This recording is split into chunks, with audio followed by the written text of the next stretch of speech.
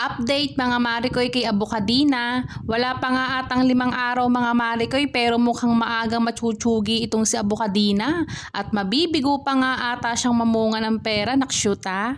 Napansin ko nga yan mga Marikoy, nung pa 2 days pa lang nito ay parang hindi nga maganda yung lupang ginamit ko.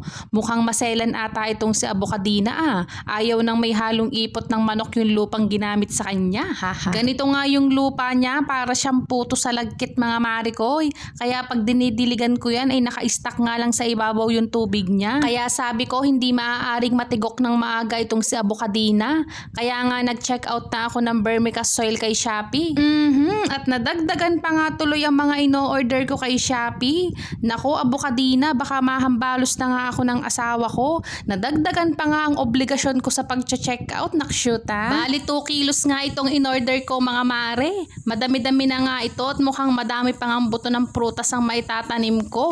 Nyos ko, kakaiba ang salty ko ngayon mga Marikoy. Baka bukas buto naman ang santo lang itanim ko, nakshuta. Napakaganda nga nitong na-order kong garden soil mga Marikoy.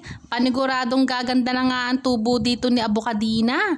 Yung una kong pinagtaniman kay Abukadina ay mabaho mga mare. Parang hindi nga ata ipot ng manok ang nakahalo doon. Tae nga yata ng pusa, charot. Kaya naman hindi na ako magtataka kung bakit nga machuchugi itong si Abukadina. Matapos ko ngang lagyan ng bagong lupa itong plastic pot ko, nilagay ko na nga din dyan si Abukadina. At dahan-dahan ko nga diniligan yan para naman ma-fresh na yan ulit. Feeling ko naman ay mabubuhay na ito. Aba Abukadina, namuhuna na ako sa'yo, kaya naman kailangan mo ngang mabuhay. O siya, hanggang dito na lang ulit mga Marikoy. Mag-iisip pa nga ako ng panibago kong aalagaan. Haha. Salamat sa panonood mga mare, bukas ulit.